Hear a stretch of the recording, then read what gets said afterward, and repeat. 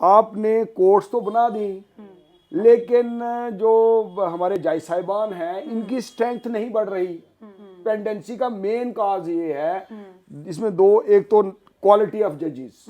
जजेस जो हैं ये कॉम्पिटेंट लोग जो हैं, दे शुड बिकम दी जजेस ऑफ दी। सभी लोगों को जो हमारी दो यूटीज में रहना चाहते हैं, रह रहे हैं, उन सबसे ये अपील करना चाहता हूँ कि अपने राइट्स के लिए फाइट करिए। हमारे वुमेन राइट्स हैं, लोगों को इल्म नहीं है। हमारे लैंड राइट्स, आपने लद्दाख को लैंड राइट्स दे दिए, आपने हमारे यहाँ डोमिसाइल राइट्स बच्चों के थे एम्प्लॉयमेंट के, वो यूथ को अभी तक नहीं मिले। हम सभी मिलजुल करके इंश्योर करेंगे कि हमारी जो यूटी है ये ग्रो करे और आने वाले टाइम में ये स्टेट में कन्वर्ट हो। जब तक नमस्कार, मैं हूं अमर चौहान और आप देख रहे हैं स्टेट टाइम्स। आज स्टेट टाइम्स पर जिस पर्सनालिटी से हम आपको मिलवाने वाले हैं उनके बारे में मैं बता दूं। सीनियर एडवोकेट हैं, जी हाँ, मैं बात कर रही हूं सीनियर एडवोकेट M.K. भारद्वाज, जो Jammu Kashmir high court bar association के प्रेसिडेंट हैं। तो आइए कुछ मुद्दों पर इनसे बातचीट करते हैं। Welcome to State Times sir. नमस्कार जी। जी सर, आप तीसरी बार चुने गए हैं president Jammu Kashmir bar association के। अभी ये जो तीनों आपने देखे हैं इलेक्शंस, पहले तो आपसे जानना चाहेंगे क्या डिफरेंस महसूस हुआ आपको? जब मैंने 99 में इलेक्शन लड़ी थी फर्स्ट टाइम प्रेसिडेंट की, तो उस समय स्ट्रेंथ हमारी बार की बहुत कम थी जी। और बड़े आराम से हम एक एक घर में जाते थे, सभी से मिलते थे और उसके बाद इलेक्शन में भी बड़ा इजीली कंफर्टेबली आप इलेक्शन कंटेस्ट कर सकते थे। सेकंड टाइम जब मैंने इलेक्शन लड़ी तो उस समय भी मुझे बड़ी मेहनत करनी पड़ी, तब भी मुझे हर एक वोटर को जाके कांटेक्ट करना पड़ा पर्सनली और अल्टीमेटली वो भी इलेक्शन जो है वो ठीक हो गई। और थर्ड जो ये वाली इलेक्शन थी पिछली, इसमें तो आपको मालूम है कि पहले तो रीऑर्गेनाइजेशन एक्ट आ गया, उससे हमारे जम्मू के लोग जो थे ये डिस्टर्ब थे। उसके बाद ये कोविड जो है, कोविड की वजह से भी लोग बड़े अफेक्टेड थे। तो मैंने कहा चलो अब फ्रेंड्स उन सारे कहने लगे कि इलेक्शन लड़नी है, तो मैंने इलेक्शन लड़ी। लेकिन इस बार दिक्कत ज़रूर आई और डिफ़िकल्ट भी बहुत था, लेकिन फिर भी जो फ्रेंड्स मेरे थे, मेरे कुलीग्स, प्रोफेशन में जो लोग हमारे थे साथी, लर्नड मेंबर्स बार के, उन्होंने मुझे अच्छी सपोर्ट दी, जिससे मैं ये वाली इलेक्शन भी जीत गया। तो यानी कि तीनों का जो है अपना अपना एक समय रहा। डिफरेंट मेरा एक्सपीरियंस है इलेक्शन का। हमेशा एक डिफरेंट आपको एक्सपीरियंस आएगा। कभी आपको जिंदगी में मौका मिलेगा इलेक्शन, कोई भी इलेक्शन आप लड़ोगे, चाहे असेंबली हो, पार्लियामेंट हो, पंचायत हो या किसी एसोसिएशन की इलेक्शन हो, हर एक इलेक्शन का एक डिफरेंट आपको माहौल और एक्सपीरियंस आपको लगेगा। जी सर, कोविड की जैसे आपने जिक्र किया कि कोविड है, उससे पहले जैसे यूटी फॉर्म हुआ जम्मू कश्मीर, कई लोग इसके फेवर में थे, कई नहीं थे। तो आपको क्या लगता है कि अब क्या एक Jammu Kashmir as a UT आप क्या महसूस करते हैं अलग? हाँ, मैं अपने प्रोफेशन की आपसे पहले स्टार्ट बात करता हूँ प्रोफेशन से।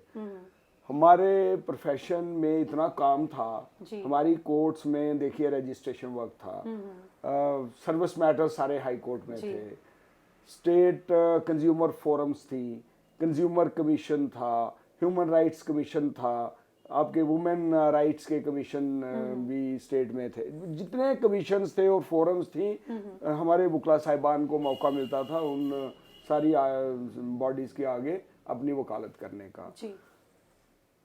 जब यूटी बनी, यूटी बनने के बाद तो आप खुद देखिए कि रजिस्ट्रेशन वर्क हमारी कोर्ट से बाहर निकल गया। वो रेवेन्यू एजेंसी के लोग जो सब रजिस्ट्रार्स हैं वो ये वाला काम करते हैं। जो सर्विस मैटर्स थे वो सेंट्रल एडमिनिस्ट्रेटिव ट्रिब्यूनल में चले गए। जितने कंज्यूमर आज की डेट में भी कोई भी कंज्यूमर फोरम, कोई भी कंज्यूमर कमीशन हमारी पूरी यूटी के अंदर फंक्शनल नहीं है, बिल्कुल बंद हो चुके हैं। तो क्योंकि नई नोटिफिकेशंस निकालनी है, नए कंज्यूमर फोरम्स बनाने हैं, तो 2.5 साल, अब 2.5 साल से भी ज़्यादा टाइम हो गया, आज तक फोरम्स नहीं बने, कमीशन नहीं बने। ह्यूमन राइट्स कमीशन एक बड़ा इंपॉर्टेंट कमीशन होता है। दिल्ली आपको पता है कि ह्यूमन राइट्स वायलेशंस होती हैं, तो एक बॉडी डेमोक्रेटिक सेटअप में बनी हुई थी जिसमें आप जा करके कंप्लेंट डालो, आपकी कंप्लेंट इन्वेस्टिगेट होगी और जो भी आपका ग्रीवेंस है वो रिड्रेस होता था। वो कमीशन नहीं है, तो ये लॉसेस जो हमें हुए वो आप आज देखते जाइए वो डे बाय डे बढ़ते ही जा रहे हैं। आज डेट रिकवरी ट्रिब्यूनल बन गया तो काम हमारा डिक्रीज कर गया है। प्रोफेशनल जो काम कोर्टों में आता था लोग, यूटी बनने के यस हाँ, एक तो यूटी बनने से coupled with Covid, that's true. हाँ कोविड की वजह से क्या हुआ कि कोविड से भी लोग एक तो डरे थे, बड़ा खौफ था लोगों के, Chaos हो गया एकदम से। तो वो सारी चीजों से हमारा प्रोफेशन काफी एडवर्सली आज की डेट में अफेक्टेड है। मेरा अगला सवाल भी यही था कि पूरी दुनिया लड़ रही थी, ऐसे समय में बार एसोसिएशन ने कैसे ये सिचुएशन हैंडल की थी? क्योंकि हमारे जो कुछ वकला साहिबान हैं, पहली जो वेव थी, पिछली वेव्स, उसमें भी बड़ा एक्टिवली वो काम कर रहे थे जी।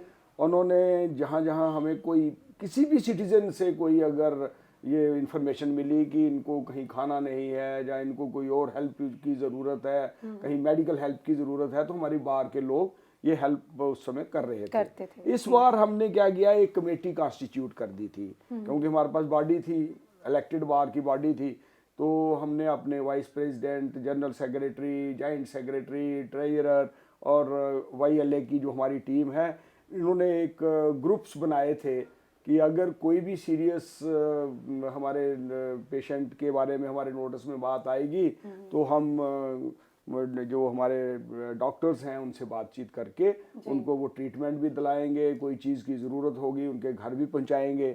तो है डॉक्टर्स ने, मेडिकल कॉलेज के कुछ डॉक्टर्स ने हमारी बार की बड़ी हेल्प की। उसमें एक डॉक्टर धर्मेंद्र कुमार हैं, डॉक्टर चंदेल हैं, दो जो जूनियर कंसल्टेंट्स वो भी हमारे साथ थे।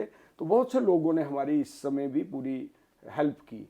तो डिफ़िकल्ट टाइम था जिसमें लॉयर्स ने भी काफ़ी सफ़र किया, उनकी फैमिलीज़ ने भी सफ़र किया, लेकिन अब हम यही दुआ करते हैं भगवान के आगे कि आगे का टाइम थोड़ा अच्छा है, ताकि जो जो इंस्टीट्यूशंस अफेक्ट हो चुकी हैं वो सारी की सारी इंस्टीट्यूशंस रिवाइव हों, और हमारी भी इंस्टीट्यूशन जो है, हमारी जो डिमांड्स हैं, हमने LG साहब को भी कहा है, हमने अपने चीफ जस्टिस साहब को भी कहा है और एडमिनिस्ट्रेशन के लोगों के भी नोटिस में लाया हुआ है कि हमारी कोर्ट प्रेमिसेस के अंदर एक मल्टी स्टोरी कॉम्प्लेक्स बनना चाहिए, जिसमें आप रजिस्ट्रेशन वर्क जो है वो वहाँ पे सब रजिस्ट्रार्स को बिठा सकते हो, सर्विस मैटर्स जो है वो कैट ही चाहे सुने, लेकिन कोर्ट प्रेमिसेस के अंदर अगर कोई जगह उनके बैठने की हो तो ये वाला काम वहाँ पे हो सकता है। ऐसे ही जितने कमीशंस और ट्रिब्यूनल्स हैं वो सारे कोर्ट प्रीमिसेस के अंदर से ही काम करें। तो हम तो ये उम्मीद करते हैं कि एडमिनिस्ट्रेशन जो है ये हमारे जो ग्रीवेंसेस है इनको रिड्रेस करे और हमारा जो काम है एक ही प्रीमिसेस के अंदर से हो, ये हमारी मेन दुआ है। आपने जैसे अभी प्रेमिसेस की बात की कि आपके हिसाब से क्या वो जितना इंफ्रास्ट्रक्चर है वो सही है या पूरा है? अगर ऐसा है तो क्या ज़रूरत पड़ रही है राइका फॉरेस्ट में मूव ऑन करने का, क्योंकि बहुत सारे लोग इसके अगेंस्ट हैं? हाँ, वो आपने बिल्कुल ठीक कहा। देखो हमारा जो ये वाला कॉम्प्लेक्स है जी, आपने शायद देखा है या नहीं देखा है, इसको पूरे एरिया को आप देखना, यहाँ 500 कनाल से ज़्यादा लैंड है जी। इस एरिया में ही किसी एक पर्टिकुलर एरिया आप 2 एकड़ 1 एकड़ जगह ले लें, 2 एकड़ में मल्टी स्टोरीज 8 स्टोरीज बिल्डिंग बना लीजिए, 10 स्टोरीज बिल्डिंग बना लीजिए। आपको तो अभी आज वो तो पैटर्न नहीं है। आप दिल्ली आप जाओ तो हमारी हाई कोर्ट, मुझे नहीं लगता है कि वहाँ कोई 40-50 कनाल से ज़्यादा लैंड होगी। सुप्रीम कोर्ट के पास भी 50 कनाल से ज़्यादा लैंड नहीं होगी। आप बाहर के हमारे जो स्टेट्स हैं, किसी भी स्टेट में चले जाओ तो कोर्ट्स बनी हुई हैं, लेकिन 50-100 कनाल के रेंज में ही जो मैंने कोर्ट्स हाई कोर्ट, लेकिन यहाँ पे तो कोई कमी नहीं है एरिया की। ये भी फॉरेस्ट एरिया था, इसमें वाइल्ड लाइफ जो है सेंचुरी, आप इसका बॉर्डर है इसका, वो एडजाइनिंग एरिया है। तो ये जो जगह बनी हुई है, इस पे अगर थोड़ी और मेहनत की जाए, अच्छा प्लान किया जाए, तो इसी जगह पे सारी की सारी कोर्ट्स जो है बड़े आराम से एडजस्ट हो सकती है। अच्छा, मतलब कि राइका में मूव जाने की जरूरत नहीं है।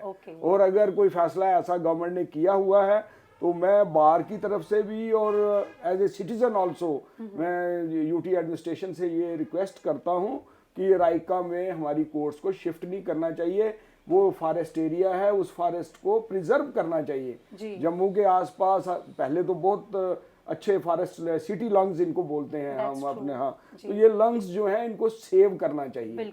तो इसको मैं नहीं समझता इसमें फिर आप पक्के स्ट्रक्चर बनाओगे। एक फॉरेस्ट हमने पहले ज़ाया कर दिया, अब दूसरा जो फॉरेस्ट एरिया है इसको भी हम डैमेज बिल्कुल, करें। यहाँ लोगों की भी यही राय है, क्योंकि कई प्रोटेस्ट हुए, स्टूडेंट्स निकल पड़े इस रास्ते पर कि रायका में मूव ऑन नहीं होना चाहिए। तो ये मुझे लगता है कि बहुत अच्छा इनका एक जवाब था कि उसी जगह को अगर अच्छे से यूटिलाइज किया जाए तो ज़रूरत नहीं पड़ेगी।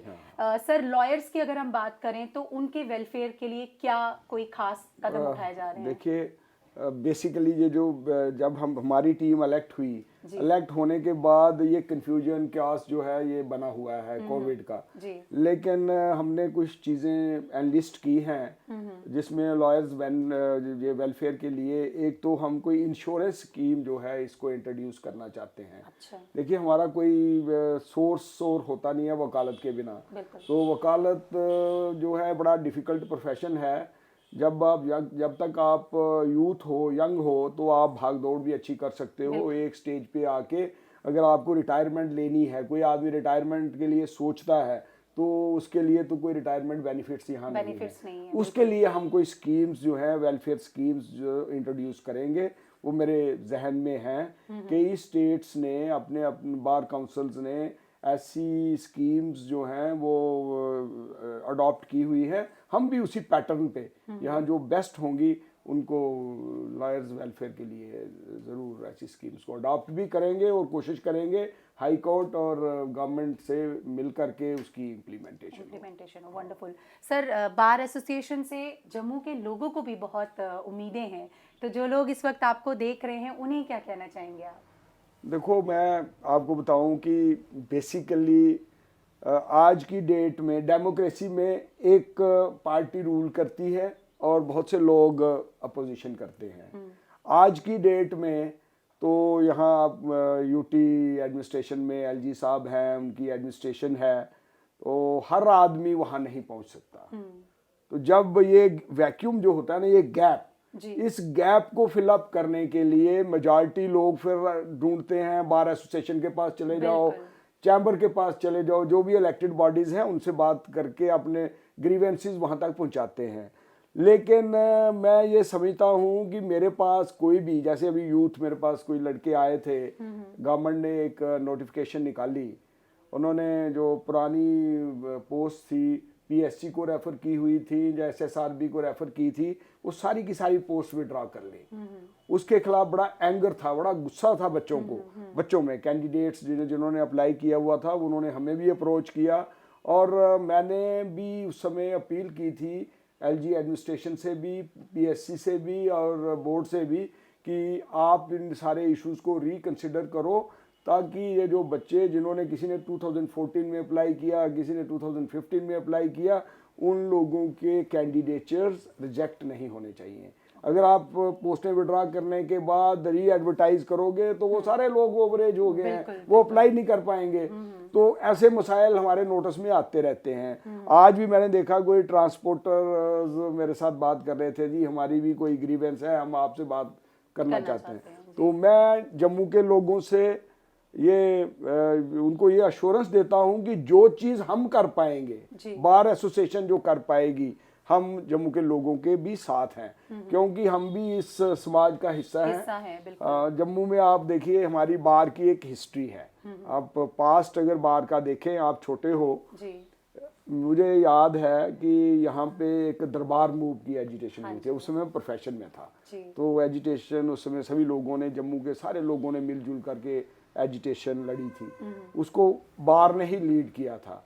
अल्टीमेटली वो एजिटेशन हमने जीती। जम्मू सूबे के साथ जहाँ जहाँ डिस्क्रिमिनेशन हुई, जैसे आप प्रोफेशनल कॉलेजेस हैं, वहाँ की एडमिशन्स को लेकर के हमेशा ये गिला होता था कि कश्मीर के लोग मेजॉरिटी में सीटें ले जाते हैं और जम्मू के लोगों को प्रॉपर रिप्रेजेंटेशन नहीं मिलती। उस इशू पे भी बार ने लड़ाई लड़ी और वो एजुटेशन भी हमने जीती, जिसकी वजह से आपके पास मेडिकल कॉलेज आज जम्मू है, इंजीनियरिंग कॉलेज है, बाकी प्रोफेशनल कॉलेजेस हैं, ताकि दोनों रीजन्स जो हैं ये अपने अपने एरिया की जो एस्पिरेशंस हैं उनको अच्छे ढंग से देख रेख उसकी करें। तो जो जम्मू के लोग हमसे उम्मीद करेंगे, हम जम्मू के लोगों के साथ खड़े हैं।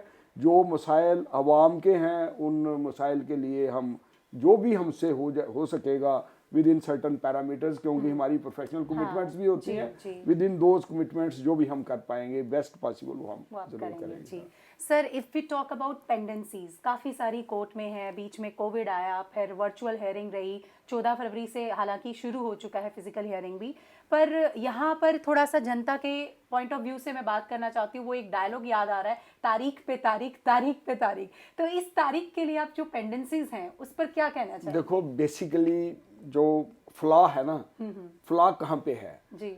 जब 1947 में हमारा देश आज़ाद हुआ, हमारी उसके बाद हमारा 1950 में कॉन्स्टिट्यूशन आ गया, हमारी सुप्रीम कोर्ट बन गई, हमारी हाई कोर्ट्स बन गई, हमारी जिला जो अदालतें हैं ये बन गई। आपने कोर्ट्स तो बना दी, आबादी आप साथ साथ में साइमल्टेनियसली आपकी बढ़ रही है, लेकिन जो हमारे जज साहिबान हैं इनकी स्ट्रेंथ नहीं बढ़ रही। अब आप देखिए, सेंट्रल एडमिनिस्ट्रेटिव ट्रिब्यूनल का सिर्फ एक बेंच हमारे इस पहले पूरी यूटी के दोनों रीजन्स को, जम्मू श्रीनगर को के केसेस सुन रहा था, एक ही बेंच। अब एक बेंच इन्होंने और बनाया है, वो श्रीनगर के केसेस सुन रहा है जी। यहाँ पे काम है 8 बेंचों का, 4 बेंच श्रीनगर होने चाहिए, 4 बेंच जम्मू होने चाहिए। तो जब आप 2 बेंचों को ये सारा काम दोगे तो 6 बेंचों का काम जो है वो पेंडेंसी बनता जाएगा। पेंडेंसी का मेन काज ये है, इसमें एक तो क्वालिटी ऑफ जजेस जो हैं ये कॉम्पिटेंट लोग जो हैं, दे शुड बिकम द जजेस ऑफ द हाई कोर्ट। जिन लोगों जो काम संभाल भी सकें, काम निकाल भी सकें, काम कर एक हो गई क्वालिटी ऑफ जजेस। नंबर 2 नंबर जो है स्ट्रेंथ भी जजेस की जो है ये टाइम टू टाइम इंक्रीज होनी चाहिए। जब तक आप स्ट्रेंथ इंक्रीज नहीं करोगे तब तक पेंडेंसी, वो तारीख पे तारीख वाली बात आपकी बिल्कुल सही है, वो होती रहेगी।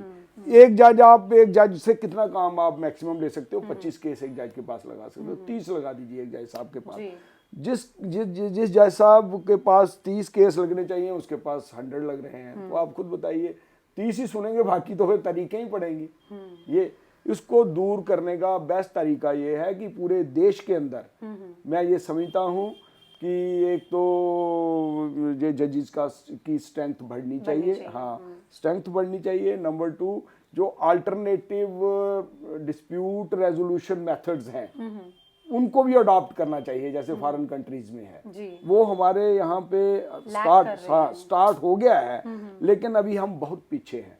ये देखिए, यहाँ लड़ाई हो जाती है, छोटा सा इशू जो पंचायत में रिजॉल्व हो सकता है, उस इशू को लेकर के आप सीधे ले आते हो मुंसफ की अदालत में। मुंसफ की अदालत में जब ट्रायल स्टार्ट हो जाएगा तो उसको 10 साल लगेंगे, तरीके पड़ेंगे वहाँ पर। अगर वही मसला किसी पंचायत लेवल पे डिसाइड हो जाए, पंच सरपंच बैठे, वो बैठ करके दोनों जो पार्टीज हैं वो वाले फैसले अगर ये करेंगे तो उससे जो प्रॉम्प्ट जस्टिस है ना, स्पीडी जस्टिस, वो वाला हमारा आइडिया जो है दैट कैन बी अचीव्ड। जी, तो sir as a bar president, वो भी 3 बार आप इलेक्ट हुए हैं, जाने से पहले खासतौर पे जो लोग स्टेट टाइम्स के माध्यम से आपको देख रहे हैं, आप क्या कहना चाहेंगे? मैं सभी जम्मू सूबे के लोगों को, क्योंकि हमारी बार में तो वैसे जम्मू सूबे के लोग भी हैं, लद्दाख के भी हैं और कश्मीर के भी हैं, सभी लोगों को जो हमारी 2 यूटीज़ में रह रहे हैं, उन सबसे ये अपील करना चाहता हूँ कि अपने राइट्स के लिए फाइट करिए। देखिए, यहाँ हमारे वुमेन राइट्स हैं, लोगों को इल्म नहीं है। आप जैसे जर्नलिस्ट जो हैं, इनकी ड्यूटी बनती है कि उनको एजुकेट करें, अवेकन करें। ये हमारे चाइल्ड राइट्स हैं। देखिए, जो चिल्ड्रन राइट्स हैं, जितनी अब्यूज़ बच्चों के साथ होती हैं शायद हमारे और आपके नोटिस में नहीं आती। तो ये राइट्स जो हैं, ये राइट्स की भी प्रोटेक्शन के लिए एवरीबॉडी शुड फाइट, और एडमिनिस्ट्रेशन को भी इस बात का पूरा ध्यान रखना चाहिए। उसके साथ साथ हमारे अब आज की डेट में देखिए, जो यूटी बनने के बाद हमारे में जो कमियां आई हैं, उन कमियों को भी हमें आज सबको मिलजुल करके सोच विचार करनी पड़ेगी कि हम कहाँ कहाँ लैग कर गए। हमारे लैंड राइट्स, आपने लद्दाख को लैंड राइट्स दे दिए, आपने हमारे यहाँ डोमिसाइल राइट्स बच्चों के थे एम्प्लॉयमेंट के, वो यूथ को अभी तक नहीं मिले।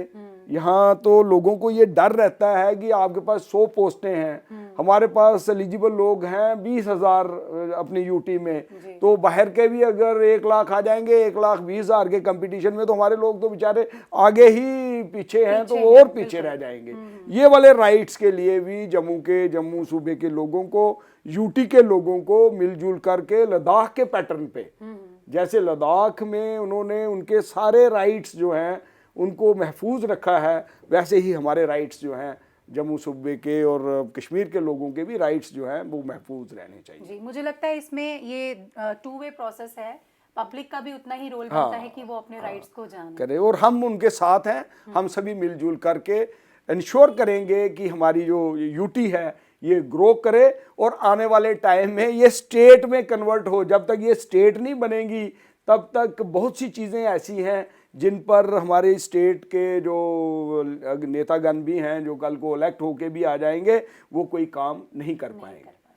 बहुत बहुत शुक्रिया सर। आज ये जो कॉन्वर्सेशन थी, मुझे लगता है काफ़ी हद तक लोगों के जो सवाल थे उनके जहन में उन्हें जवाब मिल गया होगा।